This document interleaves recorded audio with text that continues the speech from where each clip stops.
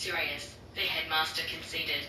I made a mistake. A mistake would be missing a visit or two, not visiting once in 10 years. That's willful neglect. Albus wasn't sure how to argue that point. He might well be right. He couldn't quite explain why he hadn't visited. He supposed he didn't want to get too attached to the child, not when he suspected. But what should we do? Stamp out that dangerous nonsense? Silence filled the room as Professor Flitwick paused the book. He didn't. They wouldn't. They were trying to. It was strange seeing the charms professor lost for words. I'll kill him, Sirius said. I'll help, Remus added. Me too. Severus spoke coldly. The elves in the room felt like they probably should say something, but they couldn't help but think the man deserved it. You'll be in Azkaban before you get your chance, Moody said gruffly, silently wishing he could kill the man himself. What's wrong? Young Harry asked. It was the headmaster who answered. It's incredibly dangerous. What your uncle said they wanted to do. It makes a child fearful of their magic, and it can cause their magic to go inward. His voice was graver than usual. He paused before continuing.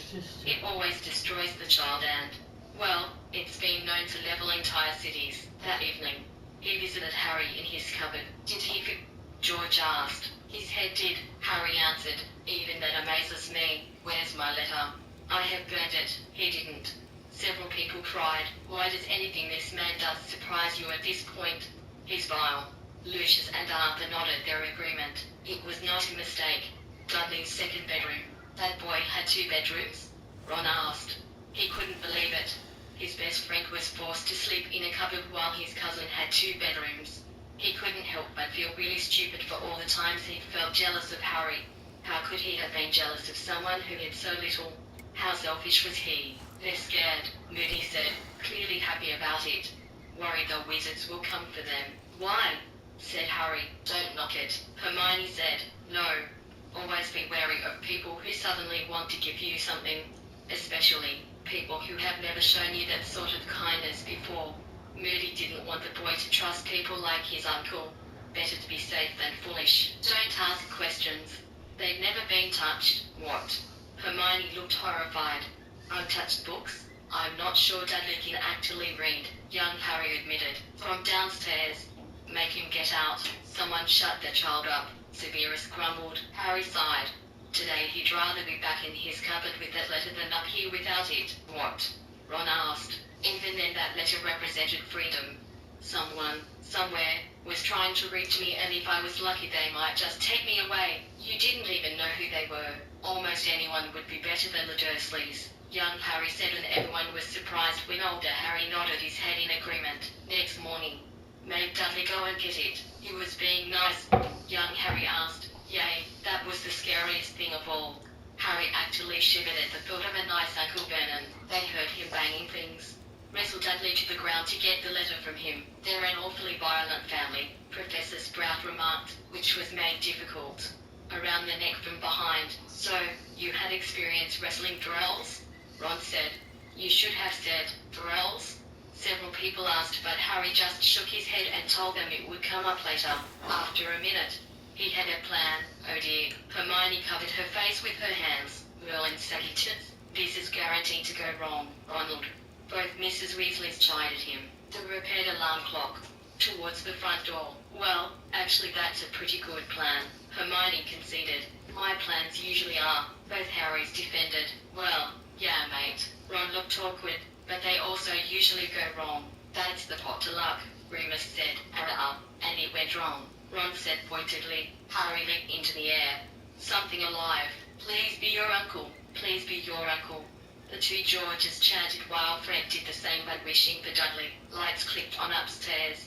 His uncle's face. Yes. The Georges high-fived one another. That's not good, Hermione screeched. You just know Harry will get in trouble. Uncle Vernon had been lying. Harry could see 3 letters addressed in green ink. Why didn't you just send the teacher? Sirius asked. I thought all Muggle-raised kids got a teacher. Albus didn't think it would be necessary, Minerva answered. Of course, he didn't. Several people muttered. How was I to know? Albus wasn't liking the way he was being blamed. Yes, he probably should have checked up on the boy, but did they have to keep rubbing his mistakes in his face by visiting him? Sirius growled. I want. If they can't deliver them, they'll just give up. Not true. We'll just send a professor, young Flitwick said, only to frown when his older colleagues looked down in shame. I'm not sure that'll work. Fruitcake Aunt Petunia had just brought him. That fruitcake must be worse than Hagrid's, Ron said teasingly. On Friday, no less than 12 letters forced through the small window in the downstairs bathroom. Why not just send a teacher? Lucius asked. This is sort of ridiculous, Arthur agreed. Not to mention an utter waste of parchment. Uncle Vernon stayed at home, jumped at small noises. I don't think that man is well, Madame Pomfrey said to herself. Agreed, she replied. On Saturday, Aunt Petunia shredded the letters in her food processor. Really? And you still haven't sent anyone? Remus glowered at the teachers in question. Harry was Muggle-raised. He should never have been sent a letter to begin with. He was also living with Muggles that were aware of the magical world, Minerva argued. We don't send teachers to the second or third children in Muggle-born families because their parents already know. That's different and you know it. McGonagall nodded her head stiffly. She'd wanted to go herself, but Dumbledore had refused her. Minerva wanted to go. Flitwick defended her. Then why didn't she? Sirius asked. Oh. The headmaster deemed it an unnecessary use of resources. Unnecessary use of resources? Sirius repeated. I'm seriously wondering if I shouldn't remove Harry from Hogwarts. Now, Sirius. I'm sure that's not necessary. Albus cut in, and when Sirius didn't look like he was about to back down, he added, besides you're technically not Mr. Potter's guardian. Not until you've been cleared of all charges, and that has yet to be seen. It's just a matter of time. Mr. Weasley looked at the book very seriously. You do realize I could have you both arrested for muggle baiting? Muggle baiting? McGonagall asked, blinking. That had never been her intention. You'd probably only have received a fine. But yay, this would definitely count. Of course, Lucius spoke with slow deliberation. The headmaster would most likely use his sway with the wise Agnes to get the whole thing overturned. Arthur opened his mouth to retort that Lucius himself had done the same thing but decided against it. He was right after all. Who on earth wants to talk to you? No damn letters today. I don't think that will stop them. Hermione muttered. Surely, you sent a teacher now? Mrs. Weasley asked. The teachers said nothing. Instead they glared at the headmaster. Something came whizzing. Fireplace-like bullets. Definitely muggle baiting, Alastor said gruffly. The only thing potentially missing is the intent to do harm, Arthur said thoughtfully. The Dursleys ducked, but Harry leaped into the air trying to catch one. Seeker extraordinaire, everyone, George told the crowd. Youngest seeker in a century, Ron cheered. Sirius grinned at that. You're a seeker? Harry blushed. Yay, your dad would have loved that. Out. Threw him into the hall. I'll have him for that, Sirius said. I want that man imprisoned. If you can imprison me without trial, the least the ministry can do is protect my godson. Wait. Madam Bones held up her hand. Did you just say you didn't get a trial? I'm sure it will come up in these books. Sirius waved her off. Right, Harry? Third year, went Aunt Petunia. No one dared argue. See, this is why you don't bait muggles, Sirius said. You're putting my godson in danger. Not to mention muggle baiting is wrong, Harry teased. Well, yay. But if they don't know that at their ages, they'll never learn. The people closest to them laughed. 10 minutes later. Shake him off. Shake him off, he would mutter whenever he did this. This won't end well, Remus commented. And it will be all your fault, Sirius told Albus. They didn't stop. For breakfast the next day, you. Young Ron complained. No one loved food more than the youngest Weasley son. They had just finished. Green ink address. This is now a potential breach of the statute of secrecy, Madam Bones said sternly, glaring at Albus. Mr. H. Potter. Coqueth.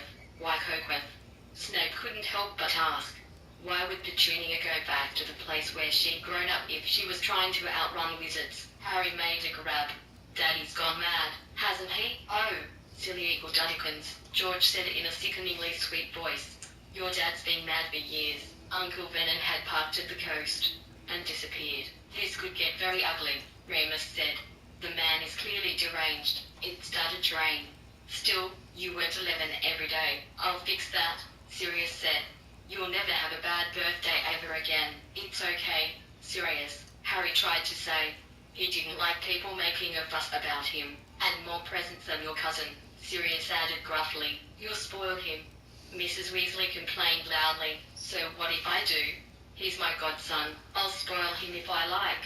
Besides, if anyone deserves a little spoiling, it's Harry. No one could argue with that. Even Mrs. Weasley, although she still looked put out about it. Uncle Vernon was back. Kindly agreed to lend us his boat. No, absolutely not. They are not going out to sea in the middle of a storm. Mrs. Weasley screeched. A toothless old man. With their faces. You'll catch your death, Madame Pomfrey said. She really did wonder sometimes how Harry had made it to the age of almost 18, after what seemed like hours. There were only 2 rooms. This is completely unacceptable, Albus. I hope you realize that. Sirius was pointedly staring at him, his expression pure wonder. Uncle Vernon's rations turned out to be a bag of chips each and 4 bananas. That's not enough, the mothers in the room cried out. He's not eaten since breakfast. He tried to start a fire. Most ragged blanket, Sirius growled under his breath. Yes, there would definitely be consequences for the Dursleys. The storm raged. 5 minutes to go.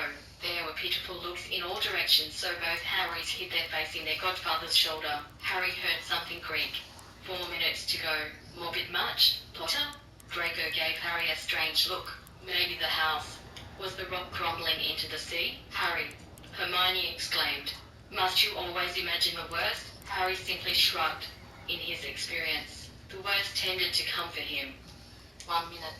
Someone was outside, knocking to come in. Who? Sirius asked. A teacher, perhaps. Remus answered. Whoever they are, they can wait until we've all eaten, Mrs. Weasley said. I'm going in search of a kitchen and see what I can rustle up. I'll help, Molly, Andromeda offered, and the 2 women left the chamber. No one spoke after the 4 ladies left the room, until Augusta Longbottom got to her feet. The woman had been so quiet that many people had failed to notice she was even there. An impressive feat considering the size of the hat on her head. Her younger self copying the action. Well, I can only hope you make better choices once the boy is at the school, Albus, she said tersely.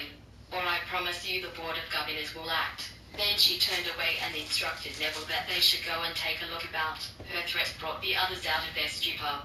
Severus went off in search of a room he could use as a potions lab, and Madame Pomfrey went looking for a space she could use to create a makeshift hospital. The others might not have noticed, but she'd seen several Azkaban prisoners in the chamber, and good or evil they'd need treating for their exposure to the Dementors. Not to mention, both Harrys would need nutrient potions, at the very least. While the others argued among themselves about who could have possibly come to the hut, one thing was clear from the teachers' faces. It wasn't a professor. Ron and Hermione kept glancing at Harry as they spoke in hushed tones. Why do you think he never told us? Hermione asked. He wouldn't, would he? Ron replied. It's Harry, but we're his friends. Yay, but that was new for him. He'd never had friends before Hogwarts. Still, no, my own. He was never going to talk about this. Who would? Especially when it would have been in the papers quicker than I could wave my wand if anyone else ever found out. You don't think he trusted us? The girl looked hurt at that. Of course, he did. But maybe not with this. Most people left the main chamber in search of rooms they could call their own for as long as they stayed. But the teachers sat huddled together. How did we miss this? Sprout asked, her head in her hands. I don't know, squeaked Filius. We trusted Albus's word, Minerva answered. Their younger selves were looking at them disbelievingly. Surely, it was obvious, Minerva's younger counterpart asked. He was small, in oversized clothes and with broken glasses, and you never suspected a thing? Not to mention his letters, young Flitwick added. Surely that seemed fishy. You don't think he... Minerva began. She didn't want to even consider the idea that Albus might have intentionally kept them in the dark. It's possible, Flitwick said, guessing at what she left off. It would make sense if he was grooming Harry to sacrifice himself for the greater good. He wouldn't. Both Minervas cried in alarm. The older one continued. Would he? I'm not sure what I think anymore, Pomona said. No matter his intentions, I can honestly say I've never been more disappointed in the man. There was a murmur of agreement. There's not a second Severus, Minerva commented. I wonder what happened to him. Not sure I care, Pomona muttered, surprised.